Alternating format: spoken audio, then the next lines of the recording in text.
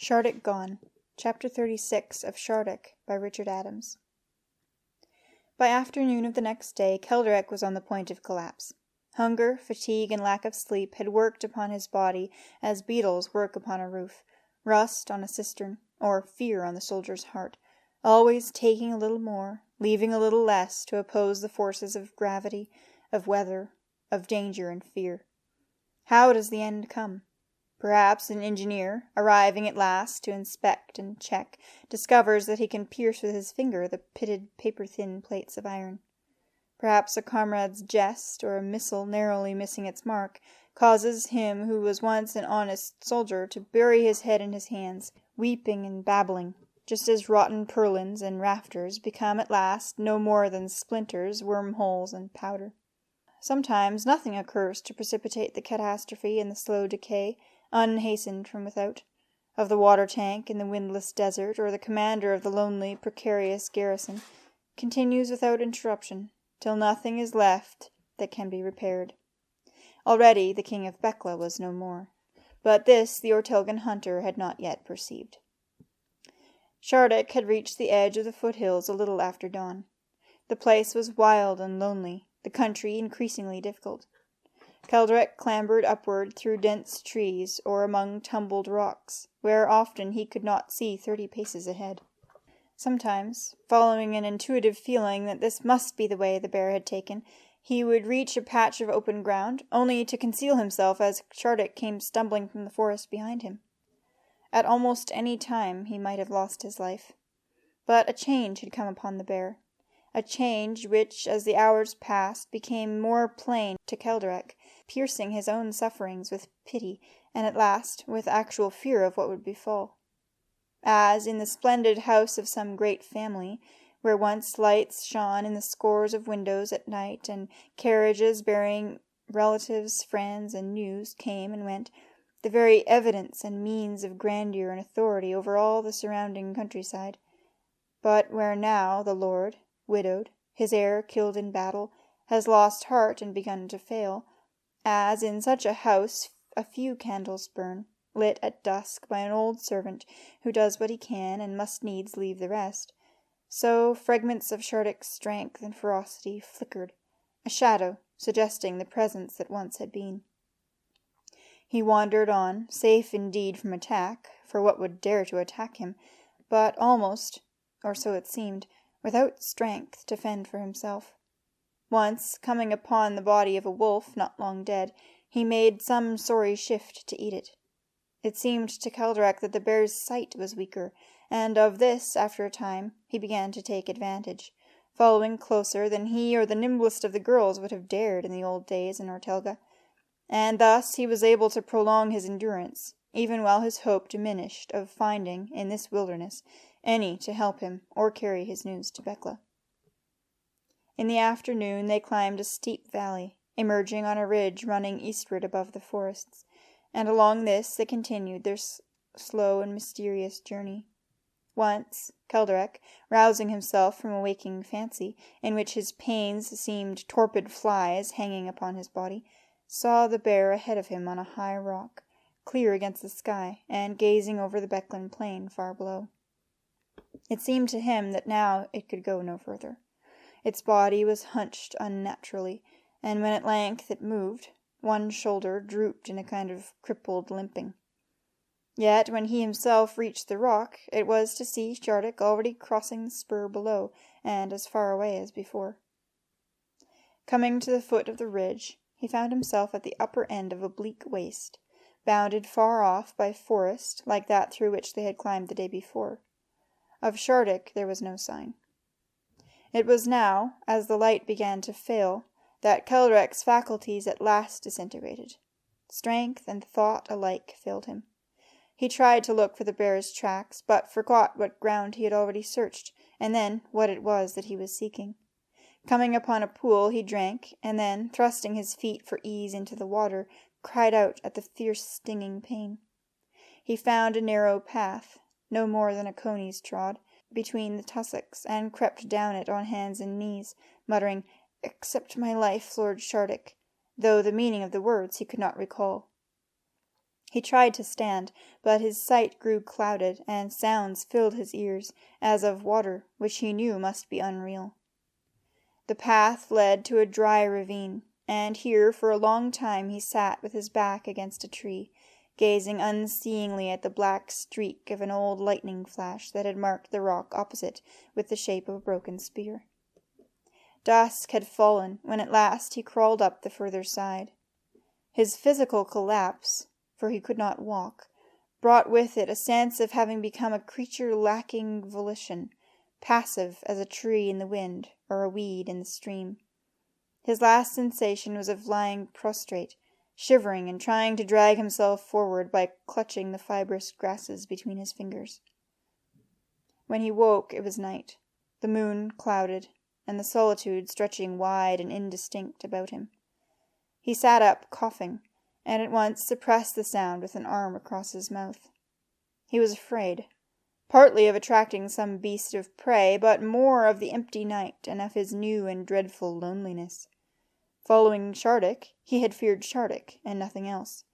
Now Shardik was gone, and as when some severe and demanding leader, whom his men both respected and feared, is reported lost, they loiter silently, addressing themselves with assumed diligence to trivial or futile duties, in attempts to evade the thought that none will utter, that they are now without him whom they trusted to stand between them and the enemy. So Keldrek rubbed his cold limbs and coughed into the crook of his elbow, as though, by concentrating on the ills of his body, he could make himself immune to the silence, the desolate gloom, and the sense of something hovering, glimpsed in the tail of his eye. Suddenly he started, held his breath, and turned his head, listening incredulously. Had he indeed heard, or only imagined, the sound of voices far off? No, there was nothing. He stood up, and found that he could now walk, though slowly and with pain. But which way should he go, and with what purpose? Southward for Bekla? Or should he try to find some refuge and remain until daylight, in the hope of coming once more upon Shardik? And then, beyond all doubt, he heard, for no more than an instant, a distant clamour of voices in the night. It was come and gone, but that was no wonder, for it had been far off, and what had reached his ear might well have been some momentary louder outcry. If the distance or his own weakness had not deceived him, there had been many voices. Could the noise have come from a village where some gathering was being held? There was no light to be seen. He was not even sure from which direction the sound had come.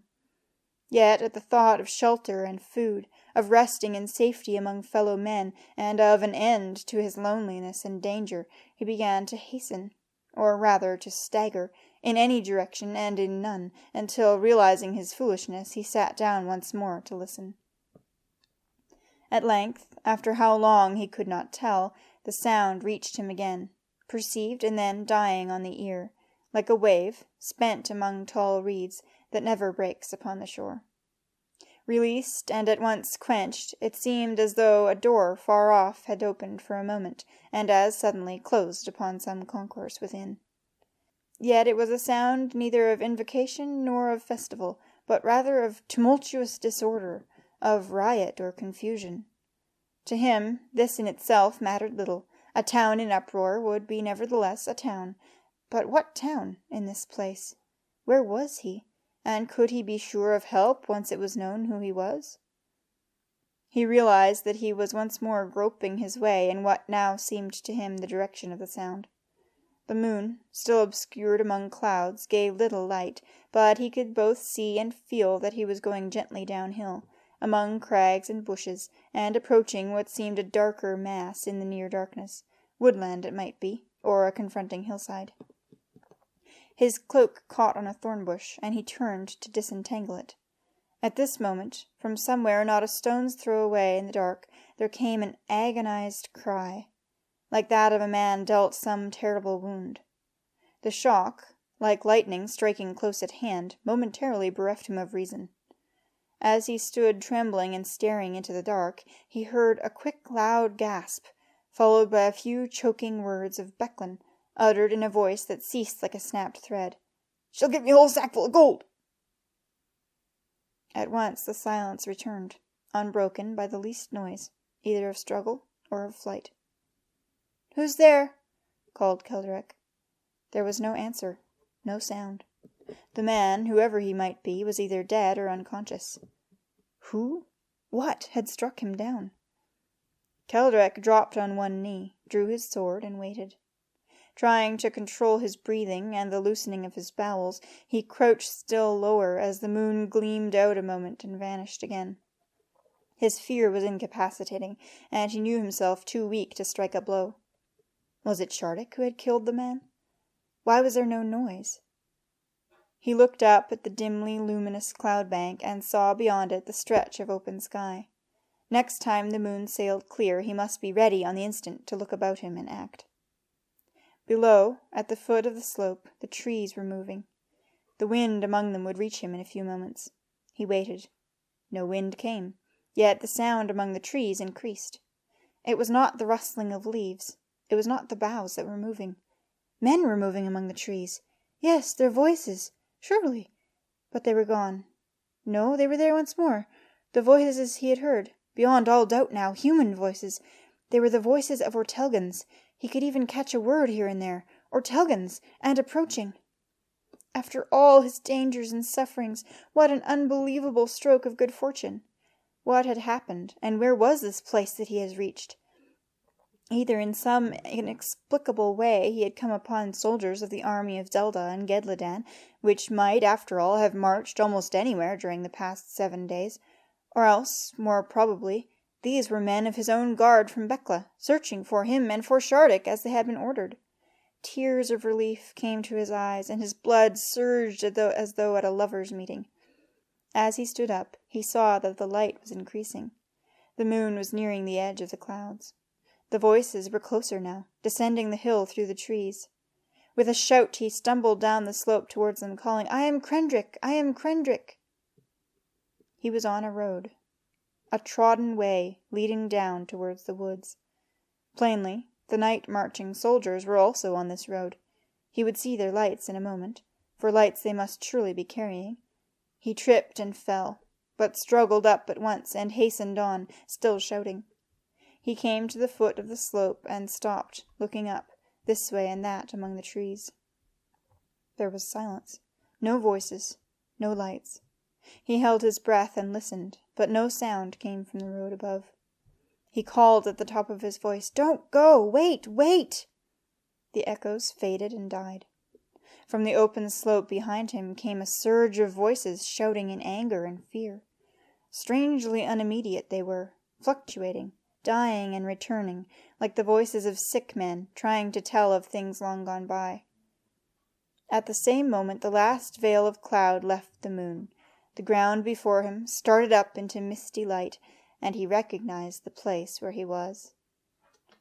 In nightmare, a man may feel a touch upon his shoulder, look round, and meet the glazed but hate-filled eyes of his mortal enemy, whom he knows to be dead, may open the door of his own familiar room and find himself stepping through it into a pit of grave-worms, may watch the smiling face of his beloved wither, crumble and putrefy before his eyes until her laughing teeth are surrounded by the bare yellow skull.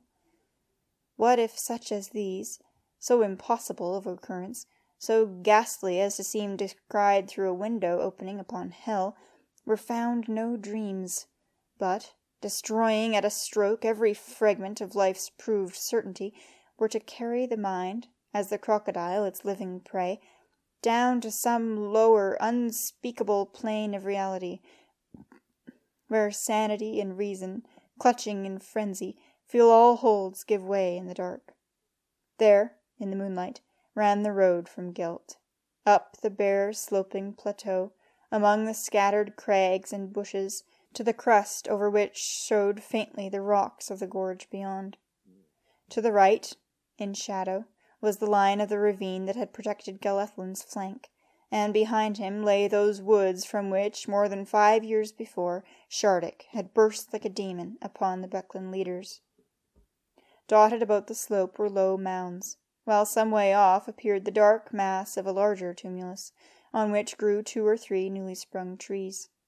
Beside the road stood a flat, squared stone, roughly carved with a falcon emblem and a few symbols of script. One of these, common in inscriptions about the streets and squares of Bekla, carried the meaning, "At this place." All about, with never a man to be seen, faint sounds of battle swelled and receded like waves, resembling the noises of day and life as a foggy dawn resembles clear noon. Shouts of anger and death, desperate orders, sobbing, prayers for mercy, the ring of weapons, the trampling of feet, all light and half-sensed as the filamentary legs of a swarm of loathsome insects upon the face of a wounded man lying helpless in his blood. Kelderek, his arms clutched about his head, swayed, uttering cries like the blarings of an idiot, speech enough for converse with the malignant dead, and in words enough in which to articulate madness and despair.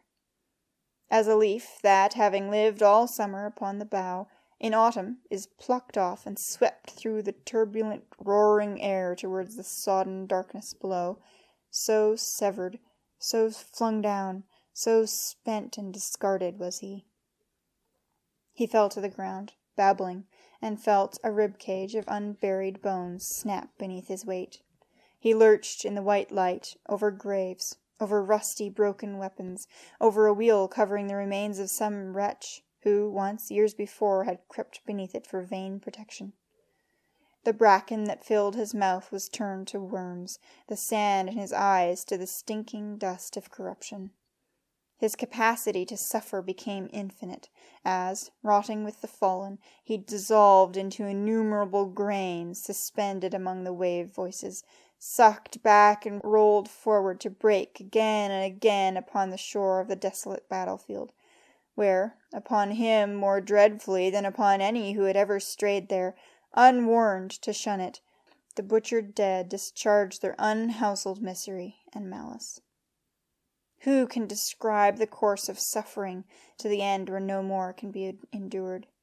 Who can express the unendurable vision of a world created solely for horror and torment?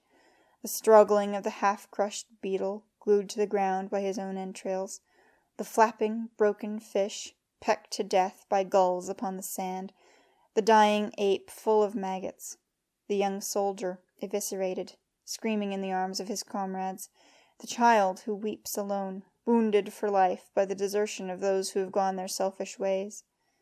Save us, O God, only place us where we may see the sun and eat a little bread until it is time to die, and we will ask nothing more. And when the snake devours the fallen fledgling before our eyes, then our indifference is thy mercy. In the first grey light, Kelderek stood up, a man new-born of grief, lost of memory, devoid of purpose, unable to tell night from morning, or friend from foe. Before him, along the crest, translucent as a rainbow, stood the Beklan battle line. Sword, shield, and axe, the falcon banner, the long spears of Yelda, the gaudy finery of Dilgai.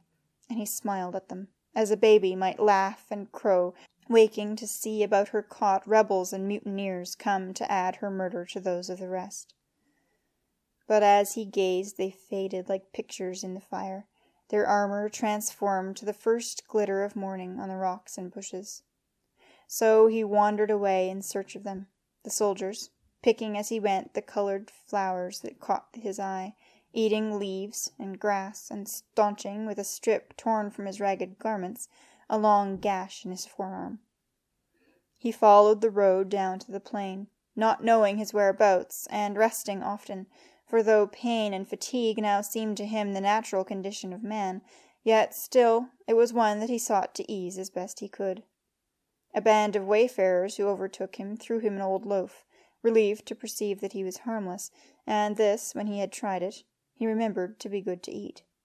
He cut himself a staff, which, as he went, tapped and rattled on the stones, for the cold of extreme shock was upon him all day.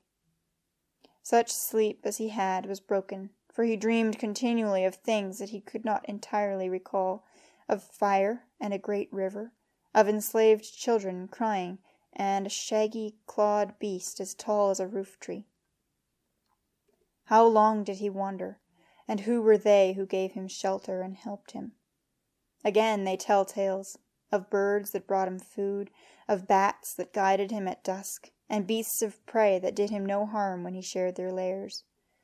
These are legends, but perhaps they scarcely distort the truth that he, capable of nothing, was kept alive by what was given him unsought.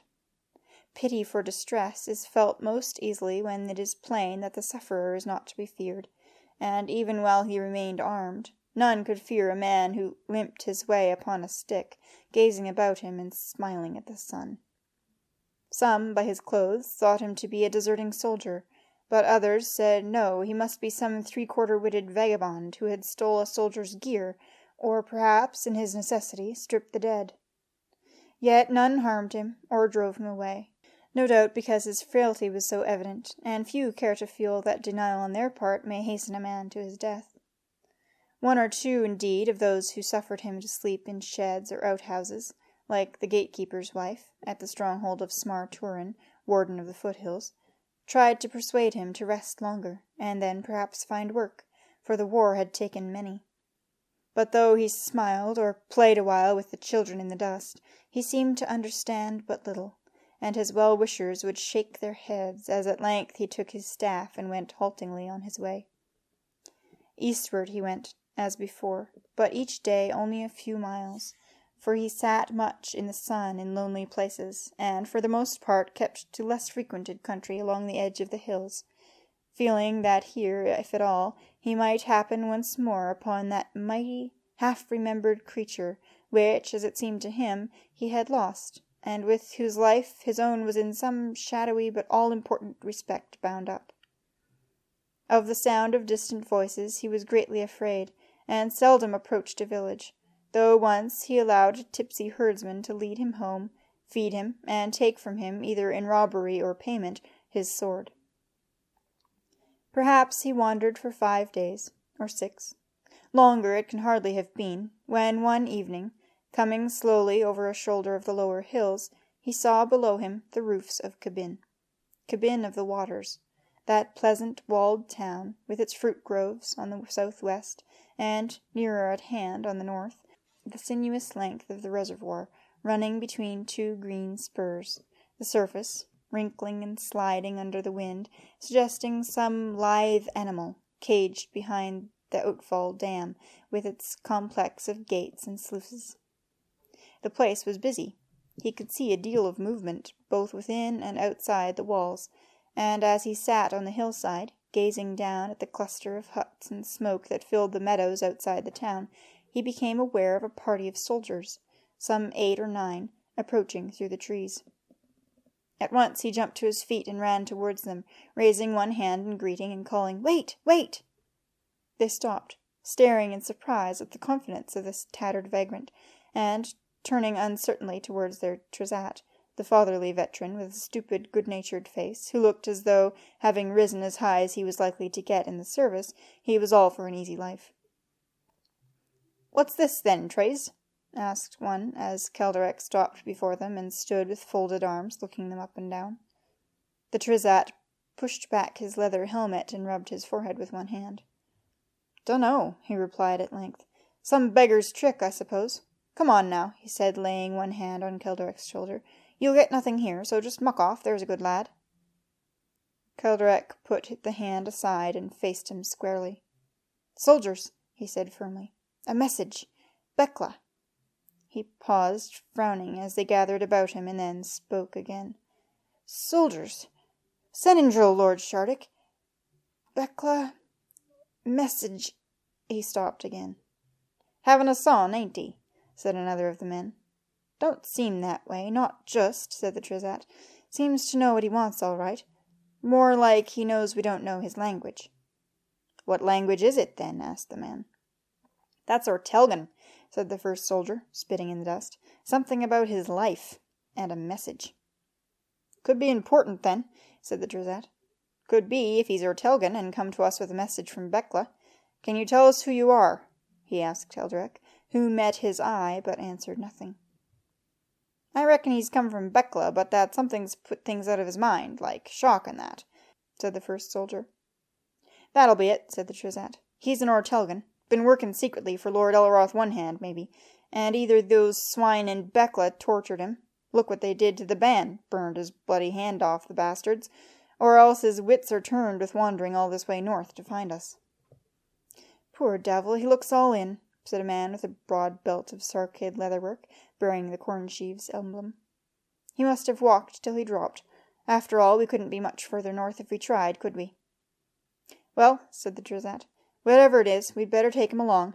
I've got to make a report by sunset, so the captain can sort him out then. Listen," he said, raising his voice and speaking very slowly, in order to make sure that the foreigner standing 2 feet away from him could understand a language he did not know. "You come with us. You give message captain, see?" "Message," replied Kelderek at once, repeating the Yeldache. "Message! Shardik!" He stopped and broke into a fit of coughing, leaning over his staff. "All right now, don't you worry," said the Trezat reassuringly, buckling his belt, which he had slackened for the purpose of talking. "We," he pointed, miming with his hands, "take you town. Captain, right? You'd better lend him a hand," he added to the 2 men nearest him. "We'll be after the mucking night else." Kelderek, his arms drawn over the soldiers' shoulders for support, went with them down the hill. He was glad of their help, which was given respectfully enough, for they were uncertain what rank of men he might be. He, for his part, understood hardly a word of their talk, and was, in any case, preoccupied in trying to remember what message it was that he had to send, now that he had at last found the soldiers who had vanished so mysteriously in the dawn. Perhaps, he thought, they might have some food to spare. The main part of the army was encamped in the meadows outside the walls of Kabin, for the town and its inhabitants were being treated with clemency, and in such dwellings as had been commandeered, there was room for no more than the senior officers, their aides and servants, and the specialist troops, such as scouts and pioneers, who were under the direct control of the commander-in-chief. The Trezat and his men, who belonged to these, entered the town gates just as they were about to be shut for the night, and, ignoring questions from comrades and bystanders, conducted Kelderek to a house under the south wall. Here a young officer wearing the stars of Ikat questioned him, first in Yeldache, and then, seeing that he understood very little, in Beklan. To this Kelderek replied that he had a message. Pressed, he repeated Bekla, but could say no more, and the young officer, unwilling to browbeat him and pitying his starved and filthy condition, gave orders to let him wash, eat, and sleep. Next morning, as one of the cooks, a kindly fellow, was again washing his gashed arm, a second, older officer came into the room, accompanied by 2 soldiers, and greeted him with straightforward civility. "My name is Tenrion," he said in Beklan. "You must excuse our haste and curiosity, but to an army in the field, time is always precious. We need to know who you are. The Trezat who found you says that you came to him of your own accord and told him that you had a message from Bekla. If you have a message, perhaps you can tell me what it is." 2 full meals, a long and comfortable night's sleep, and the attentions of the cook had calmed and to some extent restored Kelderek. "The message should have gone to Bekla," he answered haltingly, "but the best chance is lost now." The officer looked puzzled. "To Bekla? You are not bringing a message to us, then?" "I have to send a message." "Is your message to do with the fighting in Bekla?" "Fighting?" asked Kelderek. "You know that there has been a rising in Bekla? It began about 9 days ago. As far as we know, fighting is still going on. Have you come from Dilgai, or whence?" Confusion descended again upon Kelderek's mind. He was silent, and the officer shrugged his shoulders. "I am sorry. I can see that you are not yourself, but time may well be very short. We shall have to search you. That for a start."